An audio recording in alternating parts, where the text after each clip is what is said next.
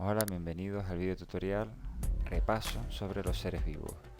Aquí, como pueden ver, tenemos el mejor trabajo de todos los entregados y el que he elegido ha sido este.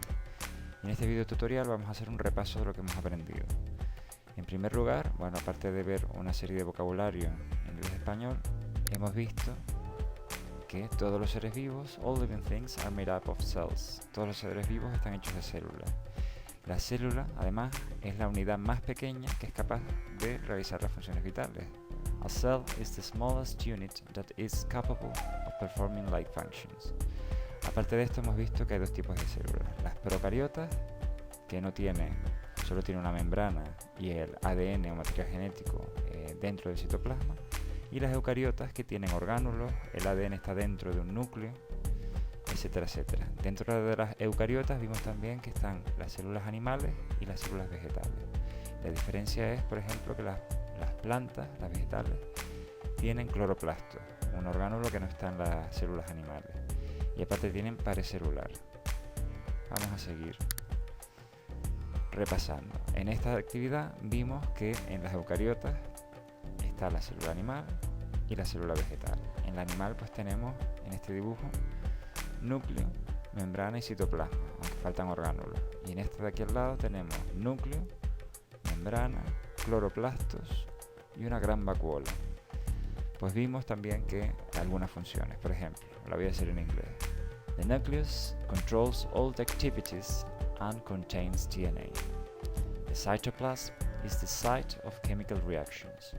Cell membrane controls what enters and leaves the cell. Chloroplast traps light energy to make food. Cell wall supports cell and vacuole contains cell sap. En la siguiente actividad, en esta de aquí, ustedes tenían que dibujar los tres tipos de células que hemos visto. La procariota, indicando sus partes, el ADN o material genético, citoplasma y la membrana plasmática. Y en las siguientes tenemos la eucariota animal, lo mismo que la anterior, tiene su membrana plasmática, su citoplasma y el ADN, esta vez rodeada por una membrana que forma el núcleo, y aparte tiene pues mitocondrias, vesículas, vacuolas, retículos, etc. Y en la célula eucariota vegetal tenemos lo mismo que en el animal, pero aparte tenemos cloroplastos y pared celular. En la siguiente actividad nos metíamos directamente a clasificar estos seres vivos que tenían ustedes aquí. Bueno, pues vimos, por ejemplo, que en el reino Monera está solo los streptococos, que son estos que tenemos aquí.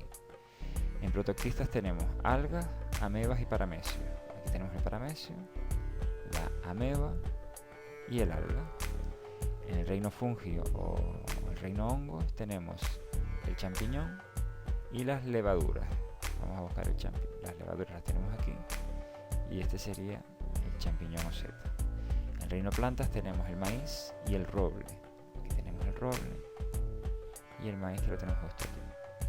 Y en el reino animal tenemos mejillón, humano, mariposa, un gusano, este de aquí, y la merluza, hake. Y luego consistía la siguiente actividad en poner cruces según lo que cumpliera cada reino de aquí. Por ejemplo, organismos unicelulares, solo monera. Protoctistas y hongos pueden ser unicelulares. Es decir, pluricelulares pueden ser protoctistas de nuevo, hongos, plantas y animales, que nunca serán unicelulares. Procariotas, solo los moneras. Eucariotas, el resto del reino. Protoctistas, fungi, plantas y animales. Con tejidos solo vamos a tener las plantas y los animales. Autótrofos pueden ser moneras, protoctistas y plantas. Recuerden que autótrofos es que el ser vivo es capaz de elaborar su propio alimento a partir de materia inorgánica. Y los heterótrofos serían moneras, protoctistas, fungibongo y animales. Recuerden que heterótrofo significa que son capaces de elaborar no son capaces de elaborar su propio alimento, sino que tienen que consumir materia orgánica elaborada por otros seres vivos. En la siguiente actividad tenían ustedes un puzzle y lo tenían que armar. Es decir, tienen que decidir qué pertenecía a nutrición, qué pertenecía a interacción y qué pertenecía a reproducción. nutrición, pues vemos que pueden ser autótrofos o heterótrofos, obtienen materia y energía y requieren tomar alimento y oxígeno. Para la interacción hace falta que los receptores reciban estímulos, que esté relacionado con el ambiente, y hay unos efectores que producen respuestas. En la reproducción, el tipo de reproducción sexual requiere un macho y una hembra, la sexual solo requiere un parental y asegura la perpetuación de la especie. Si vamos a las siguientes actividades, que son de comprensión, pues tenemos la primera pregunta. Nos dice: ¿por qué es necesario utilizar un nombre científico para designar a las especies? Y como vimos en clase, esto tiene que ver con darle universalidad a la especie, al nombre de la especie, para que en todo el mundo sepamos de lo que estamos hablando. Por ejemplo, tienen aquí contestado. En la segunda pregunta: ¿a qué especie y a qué género pertenece el murciélago orejudo canario Plecotus tenerifae? Pues la especie sería Plecotus tenerifae. Recuerden que este nombre tiene que estar la primera letra mayúscula y en cursiva subrayado. Y el género sería solo Plecotus, que también tiene que estar en cursiva, no hace falta el epíteto específico, y la primera letra tiene que estar en mayúscula. La siguiente pregunta: ¿son las mismas especies el lagarto gigante del hierro, Galotia simonyi, el lagarto gigante dragomera, Galotia bravoana, y el lagarto moteado gigante de Tenerife, Galotia intermedia, y del mismo género? La respuesta es que corresponden a especies distintas, porque si nos fijamos en el nombre, aunque tengan todos Galotia, el epíteto es diferente, aunque sí que son del mismo género, porque todos son del género Galotia. La siguiente actividad era completar lo que vimos en clase, que los ecosistemas canarios son muy frágiles debido al alto número de endemismos, por sus especies en peligro de extinción y por la introducción de especies exóticas, además de ser un territorio muy limitado y muy poblado. Y su conservación consiste en proteger la diversidad, crear espacios naturales y establecer leyes de veda y de caza. Leyes de veda, de caza y de pesca. Ejemplos de especies vulnerables y en peligro de extinción en Canarias, pues tenemos la langosta de Reña, el hierro, Panudilus equinatus, el jameo jameito, Monidopsis polymorpha en Lanzarote, y el lagarto gigante del hierro, que se llama Galotia simonyi, entre otros. En la siguiente actividad ustedes tienen que dibujar un microscopio, dibujar o recortar una imagen escaneada e impresa indicando sus partes. Y en la siguiente ya nos metemos con los reinos. El reino Monera. ¿Cómo es la estructura de una bacteria? Pues tiene membrana celular, pared celular bacteriana, algunas pueden tener cápsula, citoplasma, material genético y flagelo, como hemos visto ya en algunos dibujos. ¿Qué tipo de nutrición? Que esto tiene que ver con la actividad anterior. Pues pueden ser heterótrofos, parásitos saprófitos o simbiontes, o autótrofos, como las cianobacterias. Los tipos de reproducción, sobre todo, son bipartición, se dividen y es un proceso muy rápido, suele ser asexual. Y la relación, pueden formar esporas de resistencia para soportar condiciones extremas. El reino de los protozoos y las algas, como características comunes, es que son unicelulares, heterótrofos, viven en medios acuáticos, libres o en el interior de otros seres vivos. Las algas pueden ser unicelulares, aunque formen colonias, y pueden ser pluricelulares, aunque no tienen verdaderos tejidos. Y su tipo de alimentación es autótrofa, son acuáticas y viven tanto en agua dulce como salada. ¿Qué tipos de algas hay? Pues están las verdes, donde predomina la clorofila, las pardas, que poseen un pigmento amarillento, y las rojas, que tienen un pigmento rojo. En el reino de los hongos, pues tenemos que todos son uni o pluricelulares, son eucariotas, eso sí es común a todos, y su alimentación es heterótrofa.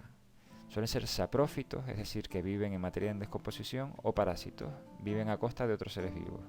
Y su cuerpo está formado por hifas, aparte de reproducirse por esporas.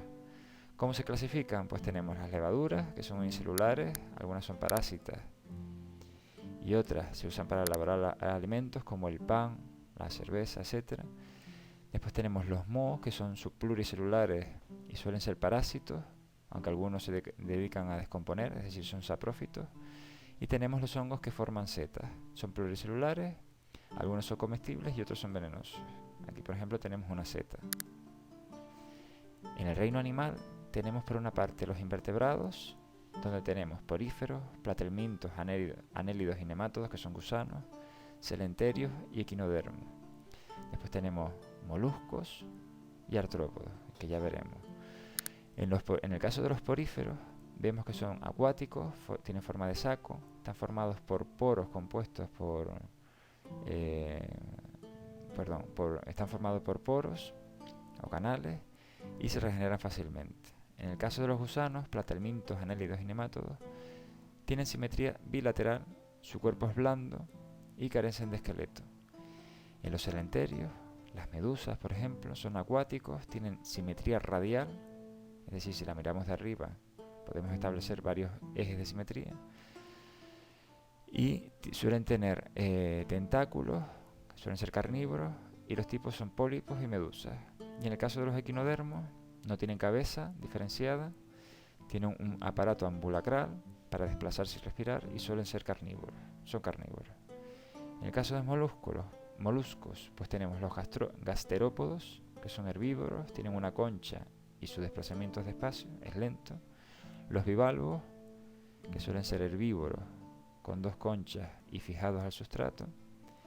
Y los cefalópodos, que cefalópodo viene de pies en la cabeza. Suelen ser carnívoros, no tienen conchas y se mueven muy rápidamente. Artrópodos, pues aquí tenemos varios grupos también.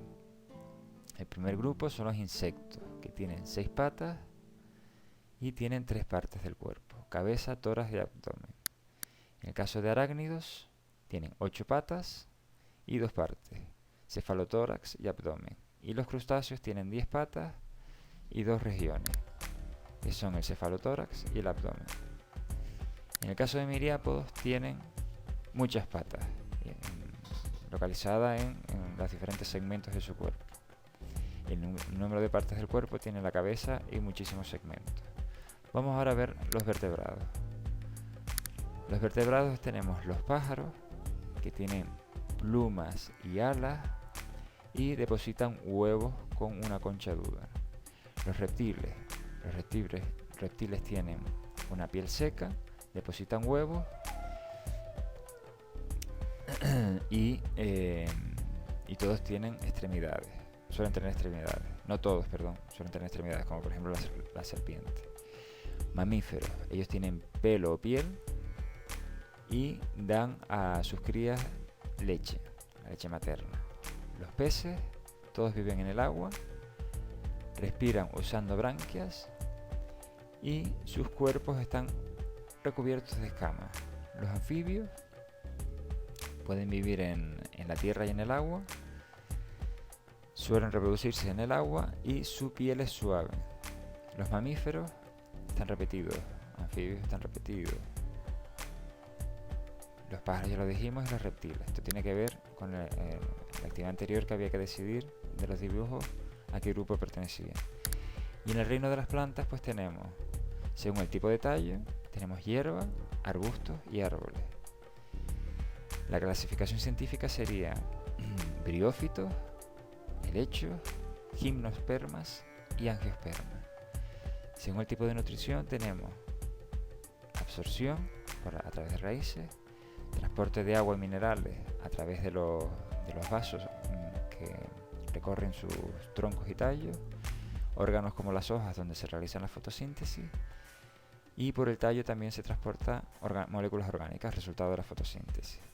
Y según la reproducción pues tenemos polinización, si intervienen insectos, fertilización, cuando se fecunda la flor, los frutos una vez la flor fecundada se desarrolla, y de ese fruto hay semillas que sufren germinación. La última actividad, si vemos aquí, esta es una clave para determinar a qué reino pertenece cada ser vivo. No están todos, pero están los 4 más importantes.